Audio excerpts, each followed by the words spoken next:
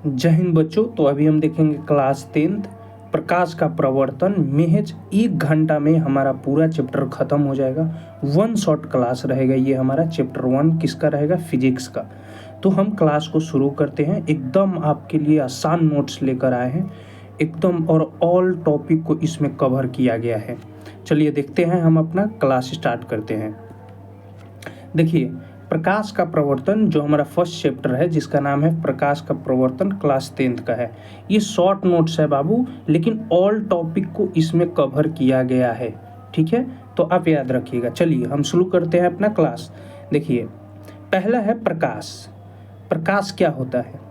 प्रकाश वह माध्यम है जिसके सहायता से हम वस्तुओं को देख पाते हैं। अगर प्रकाश नहीं होता तो हम वस्तु को नहीं देख पाते। प्रकाश के कारण ही हम क्या करते हैं? वस्तुओं को देख पाते हैं। चलिए अगला है प्रकाश स्रोत किसे कहते हैं? एकदम आसान है। देखो, प्रकाश किसे कहते हैं? अगर प्रकाश नहीं हो तो वस्तु को हम नहीं देख पाएंगे, इतना याद रखना। प्रकाश स्रोत क्या होता है? जिस वस्तु से प्रकाश निकलता है उसे प्रकाश स्रोत कहते हैं। दुनिया में जितने भी वस्तु हैं, अगर उससे प्रकाश निकल रहा है मतलब वो प्रकाश स्रोत है। उदाहरण के लिए मान लो सूर्य, जलता हुआ बल्ब। अगर मान लो कि तुम है यहाँ, अगर तुमसे भी प्रकाश निकलता तो तुम क्या हो जाता? प्रकाश स्रोत हो जाता। लेकिन तुमसे तो प्रकाश निकलता नहीं है, तुमसे बदबू निकलता है, तो तुम क्या है? बदबू स्रोत है। प्रकाश स्रोत नहीं, बदबू स्रोत है। वैसे ही जिससे प्रकाश निकलता है वो क्या हो गया? प्रकाश स्रोत हो गया। प्रकाश स्रोत में जैसे सूर्य से प्रकाश निकलता है। जलता हुआ बल्ब, आपके घर में जो बल्ब लगा होगा उससे भी प्रकाश निकलता है, तो वो सब क्या हो गया? प्रकाश स्रोत हो गया। अगला हमारा टॉपिक है वस्तु। वस्तु क्या होता है बाबू? एक बार देख लेते हैं। देखिए, वस्तु के प्रकार। वस्तु जो होता है वह 2 प्रकार के होता है। यह कितने प्रकार के? 2 प्रकार के। अभी मानो 2 प्रकार का होता है, दीप्त वस्तु और अदीप्त वस्तु। क्या क्या? दीप्त वस्तु और अदीप्त वस्तु। इसी को हम बोलते हैं प्रदीप्त वस्तु या दीप्तमान वस्तु। इसको बोलते हैं अप्रदीप्त वस्तु या अदीप्त वस्तु। ठीक है, तो आपको इसमें कंफ्यूजन नहीं होना। देखो, दीप्त वस्तु उसे कहते हैं जो जिसके पास स्वयं का अपना प्रकाश हो। सूर्य के पास अपना का प्रकाश है। जो सन है हमारा, आपको ये फोटो दिख रहा होगा सन का, इसके पास अपना प्रकाश है, तो ये क्या हो गया? दीप्त वस्तु। और जिसके पास अपना प्रकाश नहीं होता है वो क्या हो गया? अदीप्त वस्तु। यहाँ पे ये ध्यान देने वाली बात है बाबू आपको, कि जो चंद्रमा होता है ना, इसके पास अपना कोई प्रकाश नहीं होता है। ये जो चंद्रमा है इसके पास अपना कोई प्रकाश नहीं होता है। यह सूर्य का प्रकाश लेके और चमकता है, और वही चमक रात में हमारी पृथ्वी पे आता है और हमें लगता है कि प्रकाश जो चंद्रमा है वो चमक रहा है। नहीं बाबू। जैसे किताब हो गया, किताब में प्रकाश होता है? नहीं। अगर हम कहें टेबल हो गया, अगर तुमको ले तो तुम में प्रकाश होता है? नहीं होता है। तो तुम क्या हो गया? अप्रदीप्त। जिसके पास अपना प्रकाश है वह प्रदीप्त हो गया, जिसके पास अपना प्रकाश नहीं है वह अप्रदीप्त हो गया, या उसे ही हम अदीप्त कहते हैं। अगला है प्रकाश का प्रकीर्णन। देखो, प्रकाश का प्रकीर्णन कुछ नहीं है, तुम इसको गोली मारो क्या लिखा है। देखो, तुमको क्या देखना है, समझना यह है कि होता है एक कण, धूल कण देखना, हवा में उड़ते रहता है। ऐसा समझ लो कि एक ठो बालू का कण है। अब ये कण क्या करेगा कि सूर्य से, जो सन से आ रहा है प्रकाश, सूरज से जो प्रकाश आ रहा है उसको सोख लेगा, और सोख लेगा हवा में उड़ेगा। हवा में उड़ के लगेगा उसको फैलाने प्रकाश को। जो प्रकाश वह सोखा है, अब उसको लगेगा फैलाने। क्या करेगा? लगेगा फैलाने। यही घटना होता है, उसी को हम प्रकीर्णन कहते हैं। क्या करता है बाबू घटना? ये क्या है, एक बार फिर से समझो। देखो, एक कोई कण होता है, ये कण हो गया। ये कण क्या करता है कि अपने अंदर प्रकाश को सोख लेता है। ठीक है, सोख लिया। उसके बाद कुछ समय बाद इसको फिर बिखेर देता है। जो प्रकाश रखा था इसको फिर चारों ओर बिखेर देता है। यही जो घटना हमारा हुआ होता है इसी को हम बोलते हैं प्रकीर्णन। प्रकाश के प्रकीर्णन इसी को हम बोलते हैं। अगला हम देखते हैं, अगला टॉपिक हमारा क्या है। अगला टॉपिक है टिंडल प्रभाव। क्या है बाबू? टिंडल प्रभाव। देखो, टिंडल प्रभाव उसे कहते हैं किसी कोलाइडी विलयन में प्रकाश के प्रकीर्णन को टिंडल प्रभाव कहते हैं। बस इतना याद रखना, टिंडल प्रभाव क्या है। तो कोलाइडी विलयन में प्रकाश के प्रकीर्णन को हम टिंडल प्रभाव कहते हैं। अगला टॉपिक है प्रकाशीय किरण। प्रकाशीय किरण क्या होता है? देखो, प्रकाश एक सीधी रेखा में गमन करता है, एकदम स्ट्रेट, सीधा, एकदम सीधा रेखा में गमन करता है, उसी को हम बोलते हैं प्रकाशीय किरणें या किरण। क्या बोलते हैं, रे ऑफ लाइट, उसी को बोलते हैं। प्रकाश को सीधा रेखा में गमन करने वाले घटना को ही हम प्रकाशीय किरण कहते हैं। बात खत्म।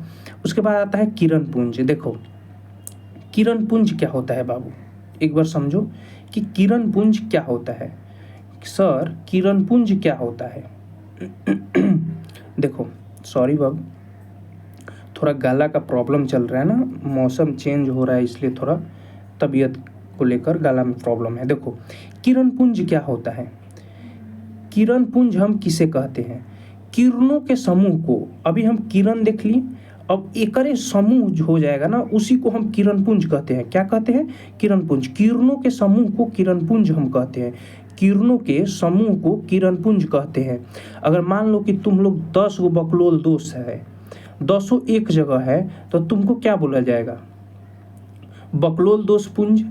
अगर तुम 10 को दोस्त एक जगह आ गया तो दोस्त पुंज हो जाएगा। अकेला में है तो क्या है?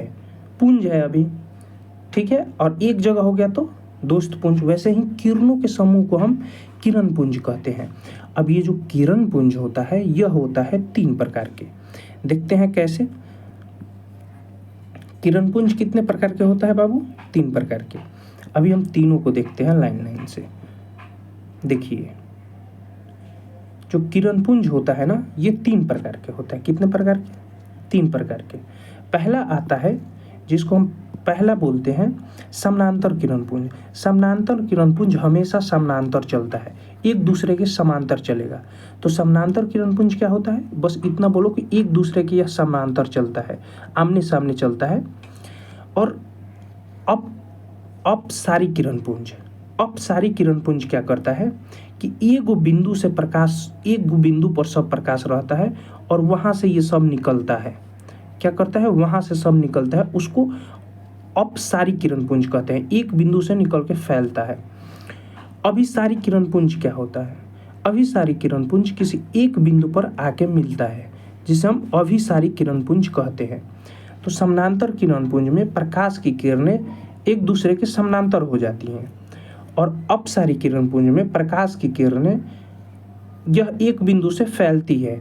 जिसे घर में झाड़ू देखा है तो देखो, तो ये झाड़ू की तरह नहीं दिख रहा है। तो ये क्या हो गया? अपसारी किरण पुंज हो गया।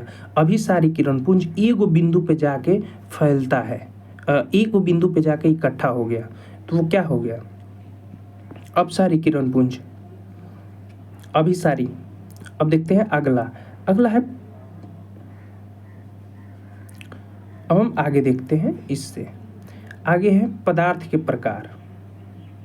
देखो पहला है पारदर्शी पदार्थ, पारदर्शी, पारभासी, अपारदर्शी। यह तीनों एक ही है, तीनों को पहले ध्यान से समझो। पारदर्शी, अपारदर्शी और पारभासी। पारदर्शी का मतलब होगा प्रकाश जो होगा आर पर पार हो जाएगा, तुम इस पार से उस पार देख सकता है। जैसे तुम शीशा देखना, कांच जो होता है उसमें तुम इस पार से उस पार देख लेता है। जैसे हमारा जो चश्मा होता है, चश्मा के अंदर जो कांच लगा होता है, तुम उसके आर पार देख लेता है, तो वो क्या हो गया? पारदर्शी। स्वच्छ जल, कभी नदी में देखना, अगर पानी साफ हो तो जमीन दिखता है, तो क्या तुम आर पार देख रहा है? पानी के बीच में है देख रहा है, तभी तो जमीन में तुमको दिख रहा है। तो जिसके आर पार देख लिया वो पारदर्शी हो गया, और जिसके आर पार नहीं दिखता है वो क्या हो गया? अपारदर्शी। जौना के आर पार दिखबे ना करे, जैसे गेट तुम दरवाजा होता है, दरवाजा के ये पर से वो पर देख लेगा तुम नहीं, तो क्या हो गया? अपारदर्शी। जैसे लकड़ी हो गया, दीवार हो गया, दीवार के इस पर उस पर देख लेगा, बोलो नहीं, तो क्या हो गया? अपारदर्शी। एगो एकरे भाई होता है वो पारभासी। पारभासी क्या करता है कि ये दोनों को मिला के बना है। क्या किया है? दोनों में से तनी तनी गुण ले लिया है। ये दोनों में से इसका तनी सा गुण ले लिया है और इसका तनी सा गुण, आपन नाम रख लिया है पारभासी। इससे प्रकाश थोड़ा थोड़ा दिखेगा, एकदम थोड़ा थोड़ा सिमिर सिमिर दिखेगा। जैसे धुंधला कोहरा देखना, कांच, घिसा हुआ कांच देखना, कांच नहीं बाबू, घिसा हुआ कांच। पतला कागज देखना, जो पतला कागज रहेगा देखना, उसके आर पर थोड़ा थोड़ा दिखेगा। ठंडी के मौसम में कोहरा देखना, कोहरा, जो कोहरा होता है उसके आर पर थोड़ा बहुत दिखता है। धुआं देखना, धुआं वो सब क्या है? पारभासी है। चलो अब आगे देखते हैं। अगला आ गया मेन टॉपिक, प्रकाश का परावर्तन। प्रकाश का परावर्तन क्या है बाबू, बताओ। प्रकाश का परावर्तन इसी टॉपिक पे चैप्टर है पूरा। देखो प्रकाश का परावर्तन क्या होता है, प्रकाश किसी एक सतह से आता है, टकरा के लौट जाता है, यही घटना को हम प्रकाश का परावर्तन कहते हैं। भाई कोई एगो सतह हो गया, प्रकाश आया, टकरा के लौट गया, यही है प्रकाश का परावर्तन बॉस। हई है घटना हो गया ना, ये करे के बोलता है प्रकाश का परावर्तन, बात खत्म। हई एगो कोई सतह हो गया, कोई प्रकाश आया, यहाँ टकराया, यहाँ से लौट के भाग गया, ये करे के बोलता है प्रकाश का परावर्तन कहते हैं। कैसे समझो, जब प्रकाश किसी सतह से टकराकर उसी माध्यम में लौट जाता है तो उसे हम परावर्तन कहते हैं। प्रकाश का क्या कहते हैं, परावर्तन कहते हैं। देखो हई आया, यहाँ से टकरा के उसी माध्यम में लौट गया कि नहीं, ऊपर लौट गया, उसका माध्यम चेंज हुआ बाबू, माध्यम चेंज नहीं हुआ। माध्यम चेंज होना हम किसको बोलते हैं, जैसे देखो यहाँ आता प्रकाश, टकरा के लौट गया, ये परावर्तन हो गया। माध्यम चेंज होना का मतलब ये प्रकाश हुआ आता अचानक से इधर पार हो जाता, लेकिन नहीं पार हुआ है, ये टकरा के इधर लौट गया है, तो ये परावर्तन हुआ है। इसी घटना को हम परावर्तन कहते हैं। अब देखो इसमें जो आपका देता है ना, वो ये देता है कि ये जहाँ प्रकाशवा टकराया है इसको क्या बोलेंगे, ये जो प्रकाशवा आ रहा है एक्कर का नाम है, जो टकरा के गया एक्कर का नाम है, इन दोनों को जो अलग करता है एक्कर का नाम है। ये किस चीज़ पे टकराया है, बस इसी को तो देखना है। देखो पहला हम देखते हैं आपतित किरण क्या है। देखो आपतित किरण यही है, ये है आपतित किरण। जो प्रकाश आ रहा है ना उसी को हम आपतित किरण बोलते हैं। क्या बोलेंगे, जो प्रकाश आ रहा है यही ना है आपतित किरण। ये तो देखो ये आ रहा है ना, तो आ रहा है तो आपतित किरण, सतह पर गिरने वाली किरण आपतित किरण। आइए देखो परावर्तित किरण है, यहाँ से टकरा के जो जा रहा है वही किरण है परावर्तित किरण। तो परावर्तित किरण वापस लौटने वाली, टकरा के वापस लौटने वाली किरण को परावर्तित किरण कहते हैं। अभिलंब, अभिलंब देखो यहाँ डाला गया है अभिलंब। ये क्या है, अभिलंब है, एक बीच में अपने से काल्पनिक रेखा खींच दिया जाता है जिसको हम अभिलंब कहते हैं। तो अभिलंब क्या है, किसी लंब पर डाले गए, किसी बिंदु पर खींचे गए लंब को हम अभिलंब कहते हैं। इसको गोली मारो, किसी बिंदु पर खींचे गए लंब को हम क्या कहते हैं, अभिलंब कहते हैं। उसके बाद आ गया आपतन कोण। आपतन कोण क्या है, आपतन बिंदु, आपतन बिंदु देखो यहाँ पे है, जहाँ पे प्रकाश आके टकराता है उसे हम आपतन बिंदु कहते हैं। प्रकाश आके यहाँ टकराया, आपतन बिंदु कहते हैं। अब देखते हैं हम आगे, आपतन कोण क्या होता है, प्रवर्तन कोण क्या होता है। कुछ नहीं है बाबू, देखो आपतन कोण क्या होता है, ये जो आई है ना इसको आपतन कोण बोलते हैं, इसको प्रवर्तन कोण बोलते हैं। मतलब देखो ये कहाँ पे है, आपतित किरण, आपतित किरण और अभिलंब के बीच जो कोण है इसको आपतन कोण कहते हैं। परावर्तित किरण और अभिलंब के बीच जो कोण है उसे परावर्तित कोण का परावर्तन कोण कहते हैं। बस यही तो है, यही तो है। क्या है, आपतन कोण। देखो कहाँ, अभिलंब और आपतित किरण, आपतित किरण और अभिलंब के जो बीच बनता है कोण उसको हम आपतन कोण कहते हैं, इसे आई से सूचित करते हैं।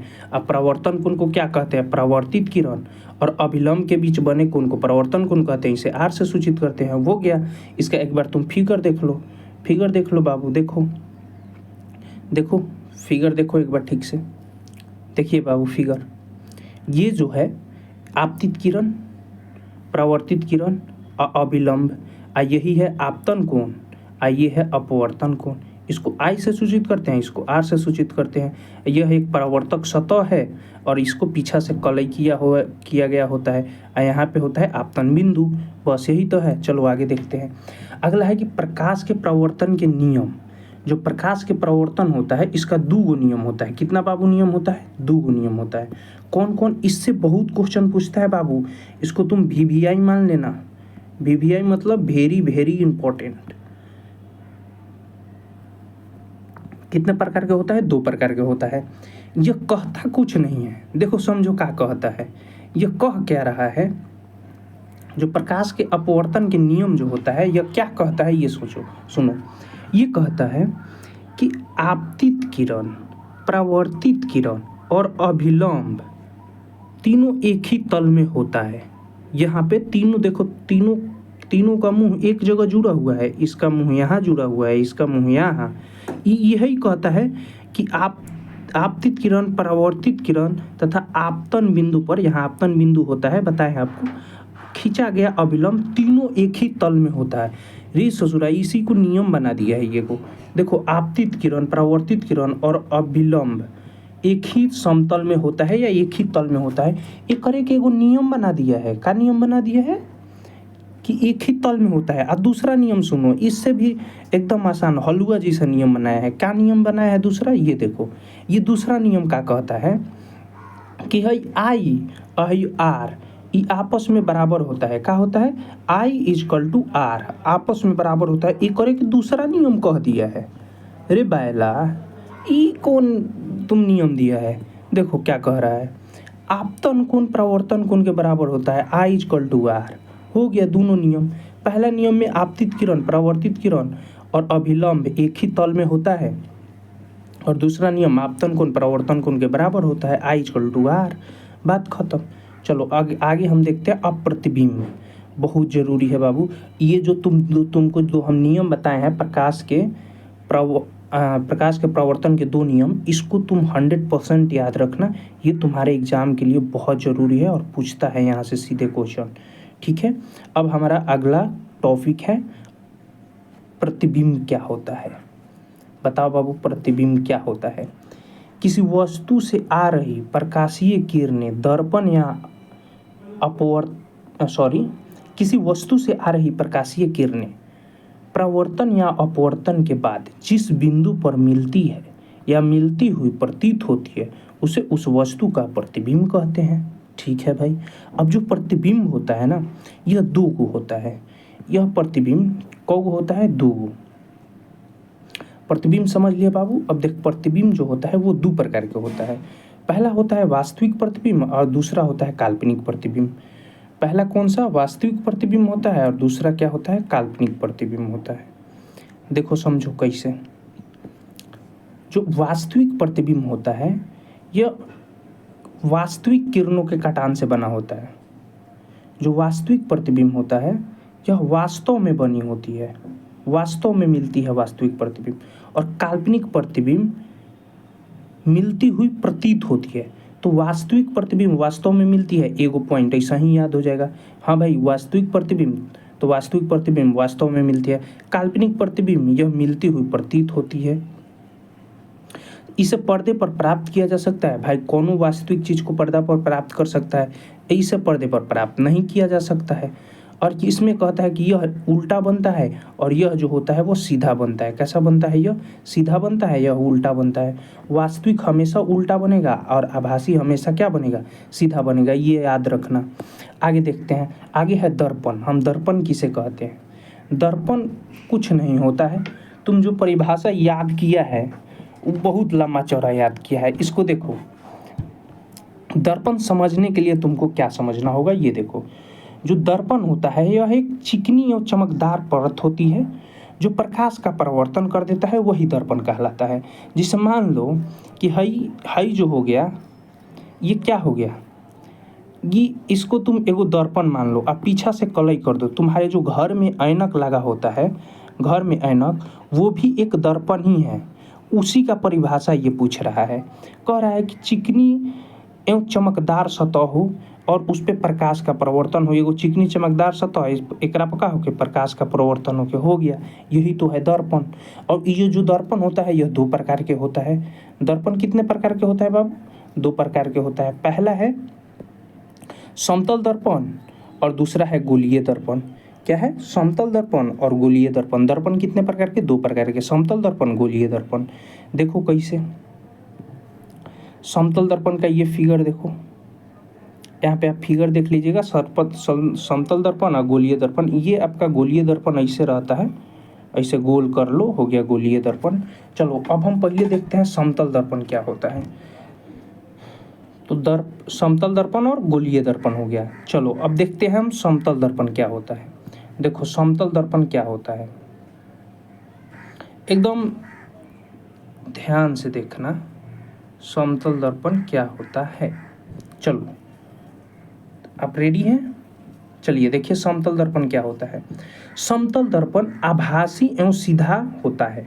मतलब जो समतल दर्पण में प्रतिबिंब बनता है यह कैसा बनता है, आभासी और सीधा। समतल दर्पण से बना प्रतिबिंब कैसा बनता है, आभासी और सीधा।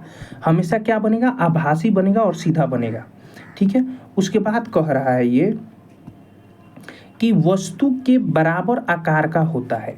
मतलब मान लो कि ये जो बीच में आपको दिख रहा है यह समतल दर्पण है, ठीक है, यह समतल दर्पण है। अब यहाँ पे तुमको हम खार करा दें तो तुम्हारा प्रतिबिंब दर्पण के अंदर घुस के बनेगा, ठीक है। अब तुम जितना दूरी पर ऐनकवा से खार रहेगा इतने दूरी पर तुम समतल दर्पण में दर्पण बनेगा। तो क्या बनेगा, दर्पण।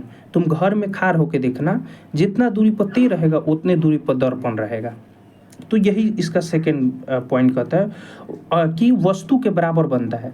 और यह वस्तु के बराबर मतलब जितना बार का ते रहेगा उतने बार का तोर दर्पण बनेगा। मान लें कि ते इतना बार 5 फीट का है तो तोर दर्पण जो बनेगा वो कितना बनेगा, 5 फीट का बनेगा बाबू। और दर्पण के पीछे उतना ही दूरी पर बनेगा। हम बताइए दिए जितना दूरी पर ते दर्पण से आगे रहेगा उतने दूरी पर तोरा दर्पण के पीछे प्रतिबिंब बनेगा। यही है समतल दर्पण, कुछ नहीं है। अब देखते हैं हम अगला, गोलीय दर्पण। गोलीय दर्पण क्या है, देख गोलीय दर्पण जो होता है यह गोलाकार पृष्ठ का वह हिस्सा होता है जिसमें प्रकाश का प्रवर्तन होता है। गोलीय दर्पण किसी गोलाकार पृष्ठ का वह हिस्सा है जिसमें प्रकाश का प्रवर्तन होता है, इसी को हम गोलीय दर्पण कहते हैं। अब ये जो गोलीय दर्पण होता है यह 2 प्रकार के होता है। गोलीय दर्पण कितने प्रकार के होता है, 2 प्रकार के होता है। गोलीय दर्पण कितने प्रकार के होता है, 2 प्रकार के। देखो जो गोलीय दर्पण का पहला प्रकार है वो है अवतल दर्पण। प्रवर्तक सतह अंदर की ओर धंसा हुआ है। जो जब भी देखना कि इसका प्रवर्तक सतह अंदर धंसा हुआ है, देखो ये धंसा हुआ है तो क्या हो गया, अवतल दर्पण हो गया। बाबू अब थक गए होंगे, चाय पी लीजिए, आपका ब्रेक है 5 मिनट का, अब जाके चाय पी के आइए। यह इसीलिए आपको हम यहाँ पे चाय का भी PDF लगा दिए हैं कि आप लोग चाय पीते रहिएगा, थकिएगा नहीं। तो अवतल दर्पण आप समझ गए कि जो धंसा हुआ हो वह क्या हो गया, अवतल दर्पण हो गया। और जो जिसका पेट, क्या बाबू, जिसका पेट धंसा हुआ नहीं हो वह क्या हो गया, उत्तल दर्पण हो जाएगा। अभी हम आपको बताएं कि अवतल दर्पण धंसा हुआ है और उत्तल दर्पण का परावर्तक सतह बाहर की ओर उभरा हुआ रहता है। यह क्या है, उभरा हुआ है। देखो तो इसका परावर्तक सतह उभरा हुआ नहीं है, यहाँ पे उभरा हुआ है। और अवतल दर्पण ऐसे था, यहाँ पे क्या था, धंसा हुआ था। तो ये कौन सा अवतल दर्पण था, ये उभरा हुआ है, तो कौन सा दर्पण है, उत्तल दर्पण है। इतना तुम समझ गया बाब। अब देखते हैं अगला। अब आगे आपको ये ध्यान देना है कि दर्पण में जो बिंदु होते हैं वो प्रमुख बिंदु एक बार हम देख लेते हैं। प्रमुख बिंदु गोलीय दर्पण के लिए प्रमुख बिंदु होता है, इसको पहले हम देख लेते हैं, ठीक है। प्रमुख बिंदु को हम देख लेते हैं। देखो यहाँ जो आपको P दिख रहा है इसको हम ध्रुव बोलते हैं। उसके बाद इसको हम फोकस बोलते हैं। ध्रुव के बाद क्या आता है, फोकस। और यहाँ होता है वक्रता केंद्र। यह वक्रता केंद्र एकदम बीच में होता है। ये जो वक्रता केंद्र है और जो ध्रुव है इन दोनों के एकदम बीच में होता है फोकस। और उसके बाद ये जो रेखा मिलाती है एक दूसरे को, इसको हम प्रधान अक्ष बोलते हैं। क्या बोलते हैं बाबू, इसको हम प्रधान अक्ष बोलते हैं। और यहाँ पे है वक्रता केंद्र। वक्रता केंद्र क्या होता है, कोई भी वृत्त हो गया, वो वृत्त के बीच में एक ठो केंद्र होता है। क्या होता है बाबू, केंद्र होता है। उस केंद्र को मिलाने वाली जो रेखा होता है उसी को हम वक्रता केंद्र कहते हैं, ठीक है। और सॉरी, वक्रता त्रिज्या कहते हैं, जिसे R से सूचित करते हैं। और ये जो पूरा काम हो रहा है यह किस में हो रहा है, अवतल दर्पण में हो रहा है। तो तुम समझ गया ये चीज। देखो तो अब एक एक करके इसका परिभाषा देखते हैं। जो देखिए ध्रुव क्या होता है, ध्रुव जो होता है ना वो दर्पण का मुख्य बिंदु होता है। ध्रुव क्या होता है, दर्पण का मुख्य बिंदु होता है। दर्पण का मुख्य बिंदु होता है। मुख्य अक्ष क्या है, मुख्य अक्ष क्या है बाबू, ध्रुव से होकर वक्रता केंद्र से गुजरने वाली सीधी रेखा। ध्रुव से होकर वक्रता केंद्र से गुजरने वाली सीधी रेखा, ठीक है। मुख्य फोकस हो गया। वक्रता केंद्र क्या होता है, दर्पण की गोलाई के केंद्र को, कोई भी दर्पण है उसके गोलाई को केंद्र को हम क्या कहेंगे, वक्रता केंद्र कहेंगे। ये है वक्रता केंद्र। उसके बाद आता है फोकस। मुख्य अक्ष के समानांतर आने वाली किरण। अगर देखो ये तुम गोली मारो उतना बार का मत समझो, समझो यहाँ ध्यान से क्या। अगर देखो ये कोई चाहे गोलीय दर्पण हो चाहे कोई भी दर्पण हो, अगर इसके समानांतर ये प्रधान अक्ष हो गया चाहे मुख्य अक्ष हो गया, ये मुख्य अक्ष के समानांतर अगर कोई भी किरण आता है तो वह फोकस से होकर गुजर जाता है। तो यह जो किरण जिस बिंदु से होकर जहाँ पे प्रधान अक्ष को काटता है उसी को हम फोकस बोलते हैं। देखो तो यहाँ पे काट रहा है, इसी को फोकस बोलते हैं। प्रधान अक्ष के समानांतर आ रही रेखा दर्पण से परावर्तन के बाद प्रधान अक्ष को जिस बिंदु पर काटती है, यहाँ पे काट रही है, वही है फोकस। ठीक है, तो तुम फोकस देख लिया। फोकस लंबाई है, इसी को हम फोकस दूरी बोलते हैं। फोकस दूरी क्या होता है, देखो इसी को छोटका एफ से सूचित करते हैं, ध्रुव और फोकस। यहाँ पे है फोकस और ये ध्रुव, इन दोनों के बीच के जो दूरी होता है इसी को हम बोलते हैं फोकस दूरी कहते हैं। ठीक है, देख लिया। अब आगे बढ़ते हैं। अब देखो क्या होता है, वस्तु दूरी क्या होता है और प्रतिबिंब दूरी क्या होता है। देखो ये तुम देख लेना, वस्तु दूरी और प्रतिबिंब दूरी। हम तुमको समझाते हैं, सीधा समझो। मान लो कि यहाँ पे कोई ये दर्पण हो गया, क्या हो गया बाबू, दर्पण हो गया। ठीक है, अब दर्पण हो गया, अब हम तुमको दर्पण के सामने यहाँ पे खाड़ करा देते हैं। ठीक है, तुम क्या हो गया, खाड़ हो गया। तुम यहाँ पे क्या हो गया, खाड़ हो गया। अब तुम्हारा प्रतिबिंब यहाँ बन गया। तुम्हारा प्रतिबिंब कहाँ बना है, यहाँ बन गया है। ठीक है, तुम्हारा प्रतिबिंब बन गया है। आइए क्या है बीच में, यहाँ पे बीच में है दर्पण। ठीक है, अब कहेगा ये, इसमें कहता है, क्या कह रहा है कि वस्तु दूरी, जो वस्तु दूरी है वो क्या है, ये देखो। जो वस्तु दूरी है आपका, वो कहता है यहाँ पे तुम खा रहे तो तुम्हारे बीच और दर्पण के बीच जो दूरी है उसी को वस्तु दूरी कहते हैं। और ये तुम्हारा प्रतिबिंब बना है, तो प्रतिबिंब और दर्पण के बीच जो दूरी है इसको हम क्या कहते हैं, प्रतिबिंब दूरी कहते हैं। अब देखो इसमें कहता ये है कि इसको हम u से सूचित करते हैं, इसको हम v से सूचित करते हैं। क्या करते हैं, इसको u से सूचित करते हैं और इसको v से सूचित करते हैं। तो वस्तु दूरी क्या हो गया, दर्पण और वस्तु के बीच की दूरी को वस्तु दूरी कहते हैं, दर्पण और प्रतिबिंब के बीच की दूरी को प्रतिबिंब दूरी कहते हैं। इसे u से सूचित करते हैं। देखो इसमें लइका कन्फ्यूजन कहाँ होता है, ये उसको यही नहीं याद होता है कि कौन u है कौन v है। तो इसको याद रखने का सही तरीका, तुम अपने आप को वस्तु मानो और वस्तु तुम का इंग्लिश जो होता है यू होता है, यू होता है ना, तो तुम अपने आप को यू मानो, तो यू से सूचित और प्रतिबिंब दूरी को भी से सूचित। ये ट्रिक है याद रखने का, ये भी देख लिए। अब अगला देखते हैं, अवतल दर्पण में बना प्रतिबिंब कैसा होता है। जो अवतल दर्पण में प्रतिबिंब बनता है वो कैसे बनता है, इसके लिए तुम्हें 4 बिंदु ध्यान रखना होगा। पहला बिंदु क्या ध्यान रखना होगा कि जब प्रकाशीय किरणें, क्या बाबू, जब प्रकाशीय किरणें अवतल दर्पण के प्रधान अक्ष के समानांतर जाती है तो वह दर्पण से परावर्तन के बाद मुख्य फोकस से होकर गुजर जाती है। देखो यहाँ पे क्या कह रहा है, ये कह रहा है, यह जो है ये कह रहा है कि अगर किसी प्रकाशीय किरण को, ये पूरा प्रधान अक्ष हो गया, अगर इस प्रधान अक्ष के समानांतर कोई भी किरण भेजेंगे तो वह कहाँ से जाएगा, फोकस से जाएगा, ये याद रखना। दूसरा ये कह रहा है कि जब प्रकाशीय किरण को हम फोकस पे भेजते हैं, देखो ये फोकस पे भेजेंगे तो ये प्रधान अक्ष के समानांतर हो जाएगा। पहला ये था हमारा कि अगर, देखो पहला क्या था हमारा कि अगर हम प्रधान अक्ष के समानांतर भेज रहे हैं तो फोकस से होकर जाएगा, और दूसरा क्या है कि अगर हम फोकस पे भेज रहे हैं तो प्रधान अक्ष के समानांतर हो जाएगा। तीसरा क्या कहता है कि अगर किसी को हम ध्रुव के पर डायरेक्ट भेजते हैं तो वह उतना ही डिग्री के कोण बनाते हुए दूसरे तरफ निकल जाएगा। और चौथा क्या कहता है, एक बार देखो, चौथा ये कहता है कि अगर हम, देखो बाबू ये फिगर अधूरा है, चौथा ये कहता है, इसको पूरा करते हैं, कि अगर हम किसी भी किरण को डायरेक्ट वक्रता केंद्र से गुजारते हैं, ये है आपका वक्रता केंद्र, अगर हम किसी भी किरण को वक्रता केंद्र से गुजारते हैं तो वह जो है फिर उसी माध्यम में लौट जाएगा, वक्रता केंद्र पर लौट जाएगा। ठीक है, यहाँ वक्रता केंद्र कोई भी किरण गुजारेंगे यहाँ से ही सीधे यहाँ भाग जाएगा, लौट जाएगा। क्या कह रहा है, जब प्रकाशीय किरणें गोलीय दर्पण के वक्रता केंद्र पर होकर आपतित होती है तो दर्पण से परावर्तन के बाद पुनः उसी माध्यम में कहाँ लौट जाता है वापस, मतलब इस पे किरण आएगा और लौट जाएगा। कहाँ बाबू, देखो यहाँ से होते होते वक्रता केंद्र से किरण आएगा, यहाँ टकरा के फिर इसी पे लौट जाएगा।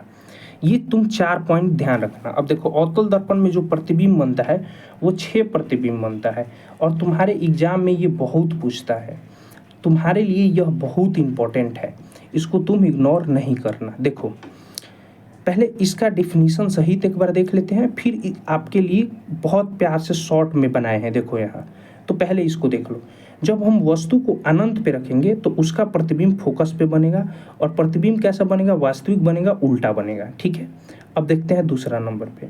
दूसरा नंबर पे कह रहा है कि अगर हम वस्तु को सी के परे रखते हैं, सी के परे मतलब अनंत पर, अनंत कहाँ, अनंत पर रखते हैं, तो जो प्रतिबिंब बनेगा वो सी और एफ के बीच बनेगा। यह प्रतिबिंब वास्तविक और उल्टा और छोटा बनेगा। क्या बनेगा, छोटा बनेगा। अब तीसरा नंबर ये कहता है हमारा, तीसरा नंबर क्या कहता है बाबू, एक बार देखो कि जब हम वस्तु को सी पर ही रखते हैं तो उसका प्रतिबिंब सी पर ही बनेगा और वास्तव में बनेगा और उल्टा बनेगा, और जितना बड़ा वस्तु रहेगा उतना ही बड़ा बनेगा। चौथा कहता है कि अगर सी और एफ के बीच रखते हैं तो यह जो होगा आपका प्रतिबिंब वो सी और सी के परे बनेगा। सी के परे मतलब अभी परे मतलब हम बताएं कहाँ, अनंत, अनंत। फिगर मत देखना, तुम नहीं समझ पाएगा। ठीक है, अनंत पे बनेगा। और पांचवा हमारा देख लो कि अगर हम वस्तु को एफ पे रखते हैं तो उसका प्रतिबिंब जो है वो कहाँ बनेगा। अगर बाबू हम वस्तु को एफ पे रखते हैं तो उसका प्रतिबिंब अनंत पर बनेगा। अगर हम एफ और पी के बीच में रखते हैं, यहाँ पे वस्तु को रखते हैं एफ और पी के बीच में, तो जो उसका प्रतिबिंब बनेगा वो कहाँ बनेगा, दर्पण के पीछे बन जाएगा। कहाँ, दर्पण के पीछे बन जाता है, आभासी, सीधा और बड़ा। और छठा जो केस है, ये छठा नंबर जो केस है, इकलौता ऐसा केस है जहाँ अवतल दर्पण में प्रतिबिंब आभासी बनता है और दर्पण के कहाँ बनता है, पीछे बनता है। इतना तुम मत देखो, हम बोलेंगे कि ये सब मत देखो, पागल हो जाएगा तुम। इससे अच्छा तुम इसको एक बार देख लो। देखो यहाँ पे वस्तु को हम अनंत पे रखेंगे, वस्तु को कहाँ, अनंत पे, तो उसका जो प्रतिबिंब बनेगा फोकस पे बनेगा, यह वास्तविक बनेगा, उल्टा बनेगा और अत्यंत छोटा बनेगा। दूसरा नंबर अगर सी के परे रखते हैं, सी में और अनंत के बीच में, इसी को अनंत बोलते हैं, अनंत के बीच रखते हैं तो सी और एफ के बीच बनेगा, वास्तविक उल्टा बनेगा। सी पर रखते हैं तो सी पर ही बनेगा और यह जो प्रतिबिंब होगा वास्तविक उल्टा और समान आकार का होगा। और अगर हम सी और एफ के बीच रखते हैं तो सी और अनंत के बीच बनेगा, सी के परे मतलब सी और अनंत के बीच। ठीक है, यह उल्टा और बड़ा बनेगा, वास्तविक उल्टा और बड़ा बनेगा। अगर एफ पर रखते हैं तो अनंत पे बनेगा, अनंत पे बनेगा तो वास्तविक उल्टा और अत्यंत बड़ा बनेगा, मतलब बहुत बड़ा बनेगा। ठीक है, और अगला कहता है एफ और पी के बीच रखते हैं तो दर्पण के पीछे बनता है और आभासी और सीधा बनता है। देखो ये जो छठा नंबर केस है इसमें क्या बन रहा है, आभासी बन रहा है। ठीक है, बाकी सब में वास्तविक बन रहा है। और जहाँ देखो वास्तविक आएगा वहाँ उल्टा मार देना, जहाँ वास्तविक वहाँ उल्टा। हर में देखो जहाँ देखोगे वास्तविक वहाँ उल्टा और जहाँ आभासी वहाँ सीधा। अब ये है अगला, तुम देखो दर्पण सूत्र। दर्पण सूत्र तुम्हारे लिए बहुत इंपॉर्टेंट है। 1/F बराबर 1/V प्लस 1/U, और यहीं पर है F बराबर R/2। F बराबर क्या, R/2, ये देख लेना। अब देखो यहाँ पे जो F है वो फोकस दूरी है और U है जो वस्तु दूरी है, V जो है प्रतिबिंब दूरी है और R क्या है, वक्रता त्रिज्या है। ये देख लेना आप। चलो अगला हम देखते हैं उत्तल दर्पण में प्रतिबिंब। अवतल दर्पण में हम देखें बाबू कि अवतल दर्पण में जो प्रतिबिंब बनता है यह 6 टाइप से बनता है। ठीक है, 6 देख लिए, ये 6 आप अभी देख लिया। अब उत्तल दर्पण में जो प्रतिबिंब बनेगा वो कहीं भी अगर तुम प्रतिबिंब बनाता है ना, कहीं भी वस्तु को रखता है तो उसका प्रतिबिंब फोकस पे ही बनेगा। तो उत्तल दर्पण में वस्तु का किसी भी स्थिति में रखी जाए तो उसका प्रतिबिंब दर्पण के पीछे ही बनता है, हमेशा आभासी और छोटा बनता है। तो उत्तल दर्पण में महज एक ही प्रतिबिंब बनता है, ये ध्यान रखना। अब देखते हैं अवतल दर्पण का उपयोग कहाँ हम करते हैं। देखो ये आपके एग्जाम के लिए बहुत ज़रूरी है, समझ जाओ कि इसमें से एक क्वेश्चन आना ही है तुम्हारे एग्जाम में, तो इस चीज़ को ध्यान में रखना। देखो कह रहा है कि अवतल दर्पण का उपयोग कहाँ करते हैं। पहला डॉक्टर करते हैं, डॉक्टर काहे के लिए, नाक में देखने के लिए, कान में देखने के लिए, गला में देखने के लिए इसका प्रयोग करते हैं। ठीक है, दूसरा दाढ़ी बनाने में अवतल दर्पण का प्रयोग या मेकअप में करते हैं अवतल दर्पण का प्रयोग। दाढ़ी बनाने या मेकअप में करते हैं। क्यों करते हैं? क्योंकि अवतल दर्पण वस्तु को बड़ा करके दिखाता है, इसलिए हमें दाढ़ी बनाने में सहूलियत मिलती है। तीसरा, गाड़ी के हेडलाइट में, जो गाड़ी होता है, वाहन जैसे 4 चक्का हो गया, इसके हेडलाइट में कौन यहाँ पे दर्पण लगा है? बताओ, अवतल दर्पण लगा है। तीसरा, सौर भट्टियों में करते हैं, सौर भट्टियों में करते हैं किसका? अवतल दर्पण का उपयोग। अब देखो, उत्तल दर्पण का उपयोग करते हैं वाहनों के साइड मिरर के रूप में। ये तुम्हारे एग्जाम के लिए बहुत जरूरी है। तुम दूसरा का देखना मत देखना, तुम दूसरा का छोड़ भी देगा कोई दिक्कत नहीं है, लेकिन इसको नहीं छोड़ना है, ये तुम्हारे एग्जाम के लिए बहुत जरूरी है पहिल का। ठीक है, क्या? वाहनों के साइड मिरर में किसका उपयोग करते हैं? उत्तल दर्पण का उपयोग करते हैं। और क्यों करते हैं अभी देखेंगे। देखो, गाड़ी के, ये तुम्हारे एग्जाम के लिए जरूरी है, इसीलिए हम इसको रखे हैं। ठीक है, देखो, गाड़ियों के हेडलाइट में अवतल दर्पण का उपयोग क्यों करते हैं हम? यहाँ पे आपका लिखा हुआ है, क्योंकि यह क्या करता है ना, बल्ब को अवतल दर्पण के फोकस पे रखने से परावर्तित किरण समानांतर जाती है, जिससे दूर की वस्तु दिखाई देता है। गाड़ियों में हम इसलिए उसके हेडलाइट में, जो गाड़ी होता है उसके हेडलाइट में हम इसलिए इसका उपयोग करते हैं, क्योंकि क्या करता है ना कि यह फोकस पे रखते हैं तो यह फैला देता है रोशनी को, दूर तक दिखाई देता है, इसीलिए इसका उपयोग करते हैं। दूसरा का साइड मिरर या रियर व्यू, या इसी को साइड मिरर कहिए। साइड मिरर के रूप में क्यों करते हैं? क्योंकि यह वस्तु का दृष्टि क्षेत्र छोटा करके दिखाता है। काहे बाबू? जो तुम बाइक में देखना, हती चूंकि एक बित्ता का ऐनक लगा रहेगा, उसमें पीछा से अगर ट्रक आ रहा है तो वो दिखाई दे देगा। वो काहे से कि वस्तु को सीधा कर देता है और छोटा कर देता है, जिससे अगर चारों पांच वो गाड़ी आ रहा होगा तो तुमको दिखाई देने लगेगा। चलो, अगला है दर्पण के नियम। कुछ नियम याद रखना, कुछ नहीं बाबू, ये 4 गो नियम है, ये पढ़ेगा तुम भूला जाएगा, तो इसको मत पढ़ो। तुम ये फिगरवा को देखो, अगर दर्पण के तुम ऊपर जाएगा, दर्पण के ऊपर गया, देखो यहाँ पे देखो तुम, ये तुम ऐसे बना लो, ठीक है, बीच में दर्पण दे दो। अगर दर्पण के ऊपर गया तो प्लस, और दर्पण के नीचे आया तो माइनस। देखो, दर्पण के ऊपर गया प्लस, दर्पण के नीचे आया माइनस। इधर देखो, दर्पण के बाएं गया, ये है, दर्पण के बाएं गया तो क्या हो जाएगा? प्लस। और दर्पण के दाहिने गया तो माइनस। देखो, सॉरी बाबू, ये आपका प्लस हो जाएगा और ये हो जाएगा माइनस, ये प्लस होगा और ये माइनस। ठीक है, देख लो, अगर दर्पण के तुम बाएं गया तो माइनस हो गया, और दर्पण के दाहिने गया तो प्लस हो गया। ऊपर गया तो प्लस, नीचे गया तो माइनस। देखो, ऊपर गया, कहाँ ऊपर गया प्लस, नीचे गया माइनस, दाहिने गया प्लस, बावें आया माइनस। अब बावें हमेशा माइनस से होता है, याद रखना। तुम्हारा जो बावां हाथ है वो माइनस से ना है, इससे जल्दी तुम जितना दाहिने हाथ से काम करता है उतना बावां हाथ से कर पाता है? नहीं कर पाता है। तो क्या हो गया? ये माइनस हो गया। और दाहिना हाथ से ज़्यादा काम करता है तो दाएं जो होगा वो क्या होगा? प्लस होगा। बस यही तो कह रहा है, ये मार खाने की चिरमिचिर का तो लिखा है, आप लोग देख लीजिएगा। ठीक है, यही लिखा है सेम चीज़ हुआ। अगला देखते हैं हम कि दर्पण सूत्र क्या होता है। अभी हम आपको ये बता दिए हैं कि दर्पण सूत्र क्या होता है। 1/1/f बराबर 1/u plus 1/v। f focus दूरी हो गया, u वस्तु दूरी हो गया, v प्रतिबिंब दूरी हो गया। ये आप देख लीजिएगा, चिन्ह परिपाटी से आपका क्वेश्चन पूछता है। एक बार इसको देख लीजिए आप। कह रहा है कि सभी दूरियां दर्पण के ध्रुव से मापी जाती है। कहाँ से? दर्पण के ध्रुव से मापी जाती है। वस्तु हमेशा दर्पण के सामने रखी जाती है। अवतल दर्पण की फोकस दूरी दर्पण के सामने होता है। ठीक है, उत्तल दर्पण की फोकस दूरी दर्पण के पीछे होता है।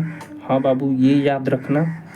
वस्तु वास्तविक प्रतिबिंब के लिए भी जो होता है धनात्मक होता है, तथा आभासी प्रतिबिंब के लिए भी ऋणात्मक होता है। भी क्या है बाबू? अभी हम तुमको बताएं भी क्या है। देखो तो, भी ऊपरवा बताए हैं तुमको हम कि प्रतिबिंब दूरी है। देखो यहाँ पे कोना पे दिख रहा होगा कि प्रतिबिंब दूरी है भी। ठीक है, अब देखो आवर्धन। आवर्धन क्या होता है एक बार समझो। आवर्धन में तुम कुछ मत याद रखना, तुम्हारे हम फायदा के लिए बताते हैं बाबू, पगला जाएगा उतना याद रख के। तुम याद ये रख लेना कि आवर्धन का जो फॉर्मूला होता है m बराबर -v/u होता है। ठीक है, m बराबर -v/u होता है आवर्धन का। तुम ये फॉर्मूला खाली याद कर लेना, हो गया तुम्हारा काम, 1 नंबर हो गया। आइए, हमेशा पूछता है। अब देखो, अगला है हमारा समतल दर्पण, ये कुछ बेसिक पॉइंट है, इसको आप ध्यान रखना। ये क्वेश्चन आपका एग्जाम का बहुत फेवरेट क्वेश्चन है। समतल दर्पण में फोकस दूरी अनंत होता है, समतल दर्पण का फोकस दूरी अनंत होता है। ये बहुत बार आपका क्वेश्चन पूछ दिया है कि समतल दर्पण का जो फोकस दूरी होता है वो क्या होता है, अनंत होता है। तो आप इस चीज़ को याद रखिएगा कि समतल दर्पण की फोकस दूरी अनंत होता है। दर्पण सूत्र आप ये देख लीजिएगा। और समतल दर्पण में प्रतिबिंब आभासी, सीधा और वस्तु के बराबर बनता है, ये भी आप याद रखिएगा। आगे देखते हैं इससे। उसके बाद हम देखते हैं अवतल दर्पण। अब बाबू क्या देखते हैं, अवतल दर्पण।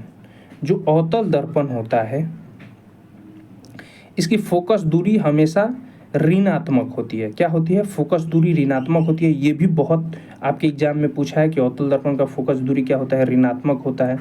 इसमें जो प्रतिबिंब बनता है हमेशा वास्तविक और उल्टा बनता है। ठीक है, ये तो बता दिए हैं अभी। चलो आगे देखते हैं हम उत्तल दर्पण। उत्तल दर्पण में अब देख लेते हैं एक बार बाबू। जो उत्तल दर्पण होता है इसकी फोकस दूरी हमेशा धनात्मक होती है। समतल दर्पण की फोकस दूरी बताओ क्या होता है, अनंत। उत्तल दर्पण की फोकस दूरी क्या होता है, धनात्मक। अवतल दर्पण की फोकस दूरी क्या होता है, ऋणात्मक। तो ये तो समतल दर्पण अनंत हो गया, और जो आपका उत्तल दर्पण होता है ना वो क्या हो गया, देखो तो धनात्मक, और अवतल दर्पण ऋणात्मक होता है। इसमें आभासी और सीधा प्रतिबिंब बनता है। चलिए अब आगे देखते हैं। आपका ये पूरा चैप्टर 1 शॉट खत्म हो गया। प्रकाश का प्रवर्तन, यहाँ पे प्रवर्तन गलती लिख दिया है। अब यह अध्याय समाप्त होता है हमारा। आप बहुत अच्छे होंगे। जिज्ञासा जारी रखें, अपना ज्ञान की रोशनी हमेशा फैलाएं। अब मिलते हैं हम नेक्स्ट क्लास में। तब तक के लिए जय हिंद और खुश रहें, मस्त रहें आप।